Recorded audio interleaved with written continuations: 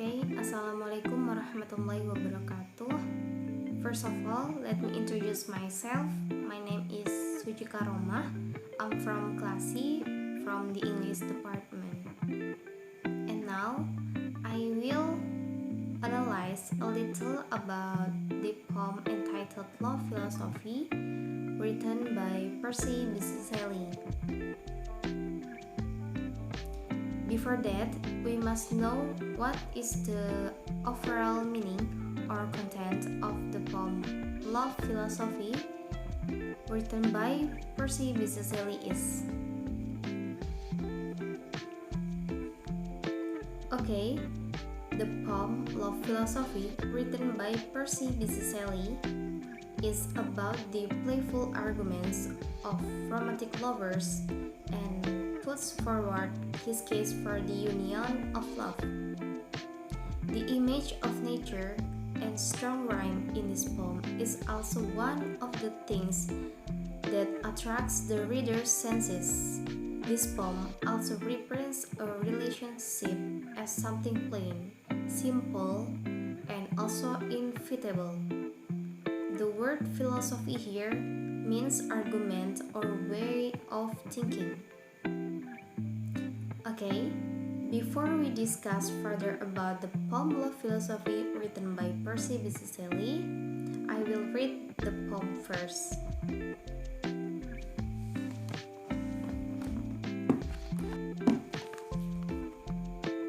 Okay. Love's Philosophy by Percy Bysshe Shelley. The fountains mingle with the river,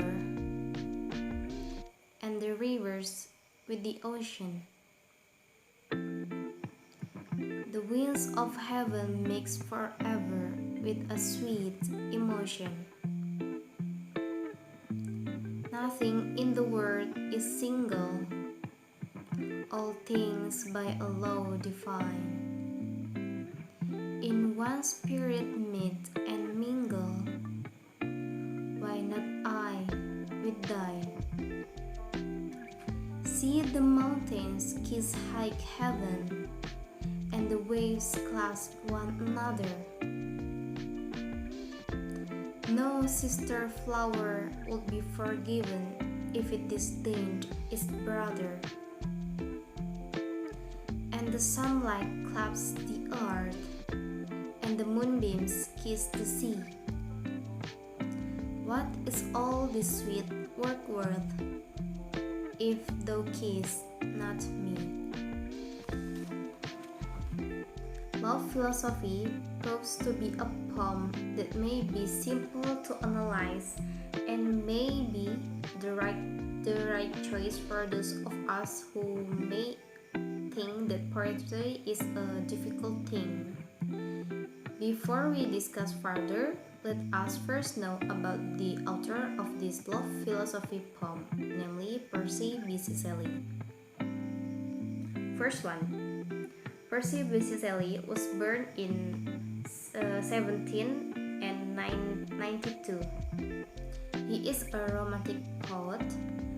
He also comes from a very wealthy family and is said to inherit wealth and rules from MP. He went to Eton and Oxford, and it was seen that his life would be very secure and successful. However, he was expelled from the university because he wrote that he supported atheism, and his father disowned him, and he also allowed. Shelley is a very political person. He is a pacifist, or the direction of pacifism is the resistance to war or violence as a means to resolve disputes, who believes in non-violent protest. He is a vegetarian, and he writes extensively on the subject of vegetarianism and is an atheist as well. And Shelley is also one of those romantic poets that we can simplify into three main types of generic conventions. It's more complex than that, but at GCSE, it's helpful to have a very simple kind of approach. Number one is disliking urban life and embracing the natural world. Number two is supernatural love. And number three is colonial use. And the most famous early romantics are Wordsworth and Coleridge. But at the time Shelley wrote it felt that the early romances had sold out. Wordsworth there working as a taxman. So the second generation of romantics wanted to separate themselves from the old guard. We can say that love philosophy conforms to the conventions of romantic poetry in a way that perhaps the spiral when we both part is not clear according to the conventions of lines of comparison which are interesting to have.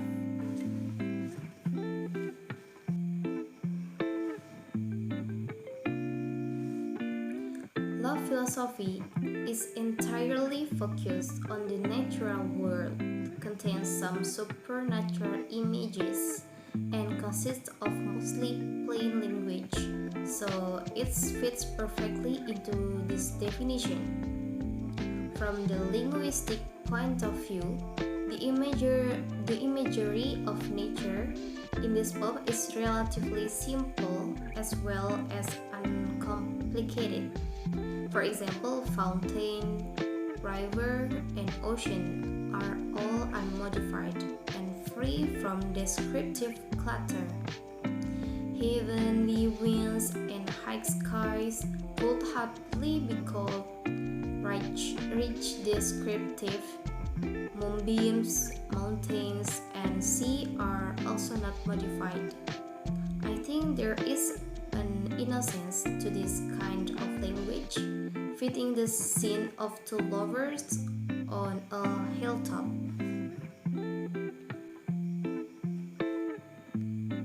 And this innocence continues in the descriptions of sister flower and brother, the relationship the poet envisions between flower is fraternal and childish.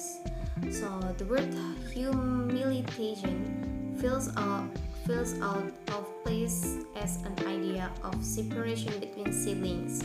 Perhaps the use of yours and you instead of yours and you also reinforces this. In Celestine, you were still used, but less used among people of higher status.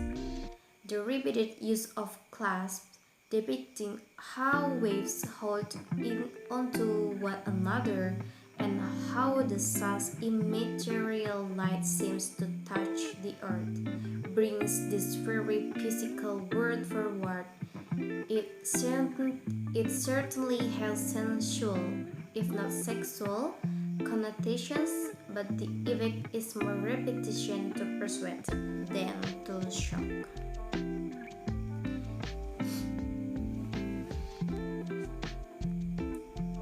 Immediately, let's analyze language from stanza by stanza of love philosophy poetry. In the first stanza, there are sentences: the fountains mingle with the river, and the rivers with the ocean. The winds of heaven mix forever with a sweet emotion. Nothing in the world is single, all things by a law define. And its spirit meet and mingle, why not I with thine? So, basically, what is being said here is that tears are fountains. Meaning in this case, the spring becomes one with the river flows into the sea of wind, a kind of mingling forever which mingle forever with sweet emotions. There is nothing in this world alone. There is a God-given law that makes things unite together. So why you and I don't do the same? We see that he is talking to someone in this verse. We see that he is talking to someone in this verse. And to see the mountains and for the mountains kiss high heaven and the waves claps one another. No sister flower will be forgiven if it disdained its brother. And the sunlight claps the earth and the moonbeams kiss the sea. What is all this sweet work worth if thou kiss not me? So, what he's saying here is either the mountains reach up to the sky and kiss it. The waves are tied tightly to each other. No flower will be forgiven if it is considered other flowers and worthy of company, and the sun's rays touch the earth. The moonlight kisses the sea. What are all these amazing moments of nature unity if you don't kiss me? Shelley begins his explanation of the philosophy of love or love philosophy by describing the different parts of nature. For example, he talks about fountains and the way they mingle with the river.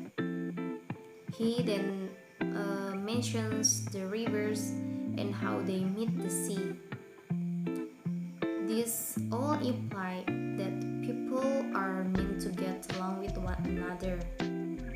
Shelley later said that heavenly winds mingled forever with sweet emotions. With this description, he shows that the physical and the emotional are connected to each other in several ways. He called it a divine law that all things would be in one spirit and would eventually meet and mingle. This symbolizes humanity, and the speakers believe that humans are meant to blend in with one another both physically and emotionally. The use of the phrase in one spirit implies the idea that humans are also meant to connect with one another spiritually. With this, you can see that the love philosophy is quite simple and structured as a two-part argument, where both attitudes basically repeat the same point. In the first, the word says that in nature things unite and are together, and the fountain unites with the river, which in turn unites with the sea, and the point for this is in the last line of the stanza asking, "You don't unite with me." And for the stanza 2, which is, "See the mountains kiss high heaven and the waves claps one another. No sister flower will be forgiven if it disdained its brother. And the sunlight claps the earth, and the moonbeams kiss the sea. What is all this sweet work worth if thou kiss not me?" Okay, so also in verse 2 is almost the same. From and the waves claps one another. The waves swung, some like holding the earth. So why don't you kiss me? What's interesting now is that this poem is a popular poem read at weddings, and it's certainly a valid interpretation to see love philosophy as a kind of sweet romantic poem. But there is a lot of evidence suggests that the speaker in the poem actually seems demanding and perhaps forcibly persuaded his lover to get physical with her, maybe. And whenever we have different ideas about a poet, what we need to do is need to think about language and structure and form, and we need to analyze those and see how they support our idea. So now we will discuss the structure of language and some ideas on how to analyze poetry. There is some debate about the form of this poem, be it the lyrics of the poem or the dramatic monologue. The thing that lyric poetry, as we see again when we are both apart is that it is an emotional poem where the poet doesn't really tell a story and he just expresses his thoughts and feelings, and we can say that this poem fits perfectly with the idea of living lyric poetry. No real story, no kind of development. There is only one main idea, which is, the united nature. So why can we? But there are some interesting, like that this poem was written around the same time that Shelley was writing another lyric poem in volume 4 of Prometheus Unbound. Even if it's a lyric poem, the poem doesn't have to be a poet's writing about their own experiences, but if it's a poem about Shelley writing about about his own feelings, then there is some ambiguity due to the use of religious imagery in the poem, making it irrelevant as already stated. We discussed earlier that Shelley is an atheist. Therefore, this is not quite relevant to the excessive use of religious images. In this very short and simple poem, we can also see 3 examples of religious imagery, such as heaven, divine, and forgiven. Here it can be said that the speaker feels his love is sacred and perfect. In the second stanza of the poem, philosophy of love instructs the reader in the position of being loved to look around and see the mountains kissing the high heavens, a friendly and pleasant kiss. Invitation is an easier ending, that the hope of mingle into one another becomes a rhetorical question at the end of each stanza, begs for a response. Of course, the poet hopes, which is wordless. And here again, he describes the ways in which the different parts of nature interact and depend on one another. He said that the mountains kiss high heaven and the waves claps one another. It is clear that he is desperate to have a physical relationship with the person he loves. His description of the physical interaction between the parts of nature implies his belief that physical interaction between two people or lovers is natural. He communicates to his lover that it feels unnatural to be kept away from him. The speaker then uses flowers to better describe his feelings about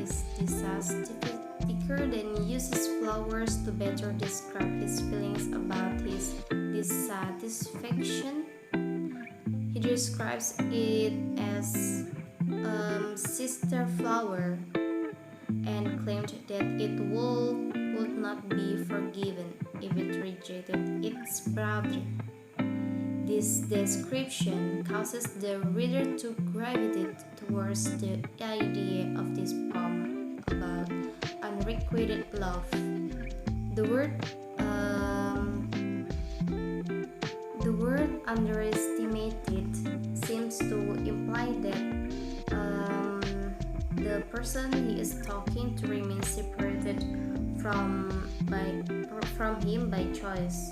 The speaker ends the philosophy of love with a question similar to the one at the end of the first stanza. He asks, "What is the value of all this sweet work worth if thou kiss not me?" This is a tough question. He expresses his feelings that nothing he observes in life or nature has any value to him if he is not united with the person he loves. This last line intensifies the tone of the rest of the poem as it implies not only the speaker's strong desire for his loved one, but also his lack of interest in living a life apart from him. This allows the reader to understand the depths of his love. It's interesting, however, that the speaker has implied that his loved ones are disgusted with him. So, ironically, he could claim that the love between the two of them would be as natural as the confluence of rivers and oceans, when it was clear the person he loved didn't share his feelings. To him, it may feel very unnatural to be with him physically, spiritually, or emotionally. The speaker doesn't seem to provide much insight into his loved one's feelings or thoughts, other than the subtle implication that he feels disgusted with her. Thus, the reader may conclude that although he deeply feels her, he doesn't understand her feelings or take them into account when she claims that it's not natural for them to be apart, but it's natural for them to be together. This gives the reader the idea that while the love is strong, it is very likely immature. He may feel a deep longing for this woman, but he cannot yet identify with her feelings and respect her feelings. If he did, he might be able to let it go. As it is, the poem expresses an inability to let go and persistence in obtaining it despite his feelings for her. All of these factors can lead the reader to believe that love philosophy is written about the classic feeling of unrequited love. Well, that was a little about analysis of Percy Bysshe love philosophy that I can convey. If there are shortcomings and wrong words, I have permission to apologize. Thank you to everyone who was taking the time to watch this video, and once again apologize and thank you. Wassalamualaikum warahmatullahi wabarakatuh.